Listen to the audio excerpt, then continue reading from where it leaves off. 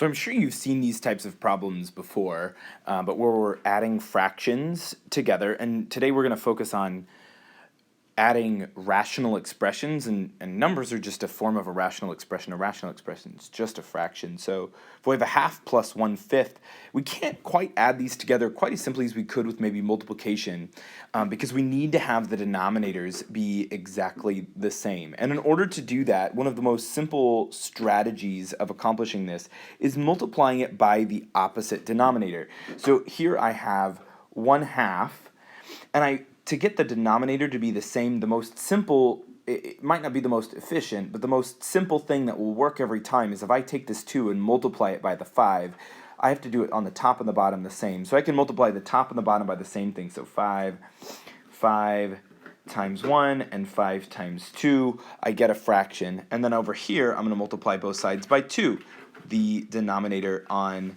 the other fraction. So when I do this, I get a problem 5/10, which, as you probably know, 5 divided by 10 is a half. And so that should make sense that they're equivalent. And then 2/10. Well, now we have the same denominator. This bottom of the fraction is exactly the same. And because the bottoms are the same, we can just add the tops. And so this will equal 5 plus 2 is 7/10, and we have our answer. So this will be helpful probably on the third slide here. So this is a slide where I multiply by the denominator of the other fraction. We're going to move over to here. Notice I don't need to make my denominators the same here because I've got 12a and I've got 12a. But be careful, it might be really tempting to want to reduce this. We don't want to do that yet because we're trying to add them together, and having a denominator that is the same is really helpful for us. So for us to accomplish this, what we want to do is we want to just add the numerators. So I'm going to do that in a couple of steps. I'm saying, oh, hey, the denominator is exactly the same as it was. It's going to be that 12a, and I don't need to write it twice because I'm combining them. And then a plus 5 minus 4a. Well, this is just simply a problem of combining like terms. I've got a and I've got negative 4a, and when I combine them, those become negative 3a and positive 5 all over 12a.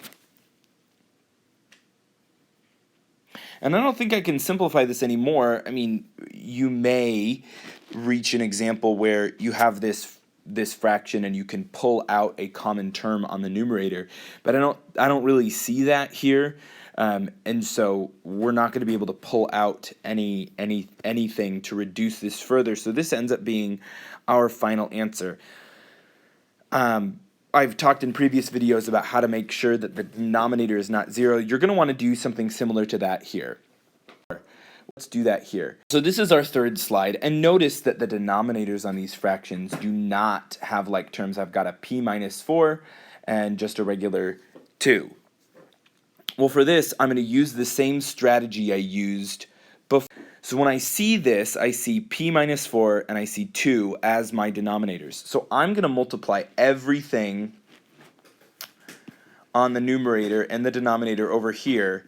Everything gets multiplied by 2. Everything gets multiplied by 2. And likewise, over here, everything over here gets multiplied by p minus 4.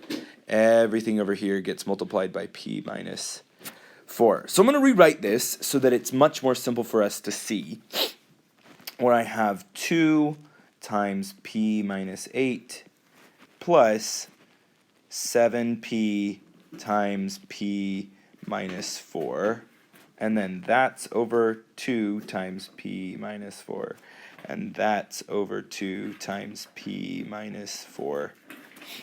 And our next step is going to be to combine them.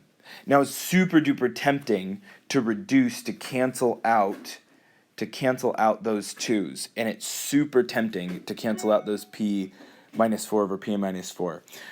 The intention is that because our denominators are the same, we can now add the numerators together and just deal with that bottom just one time. So I'm going to have a denominator of 2 times p minus 4, and my numerator is going to be 2 times p minus 8 plus 7p times p minus 4.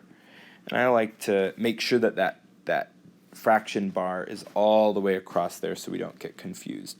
Now this is simply just a practice of reducing and combining like terms. There's not much we can do with this when we go, but we've got to distribute that 2 in there. So let's do that. Oh, really quickly, I want to undo that. So I'm going to distribute that 2. I'm going to distribute the 7p. So I have 2p minus 16 plus 7p squared minus 28p. All of that over 2 times p minus 4. Now, I don't mind if you don't distribute things in the long run on the denominator, but on the numerator, I want to make sure that you know how to combine those like terms. So our final answer is going to be 7p squared, because that's the only term like it. I've got 2p and negative 28p, so that comes out to negative 26p. And I have a negative 16, and all of that is being divided by 2p minus 8. So this is your final answer. And similar to other videos, I really want you to be able to tell me when the denominator cannot be 0. And in that case, I'd look back up here. Well, when p minus 4 is 0 and when 2 is 0, but 2 is never going to be 0. So I'd look all the way back at the original equation and see if at any point the denominator changes enough that I can't make the denominator 0.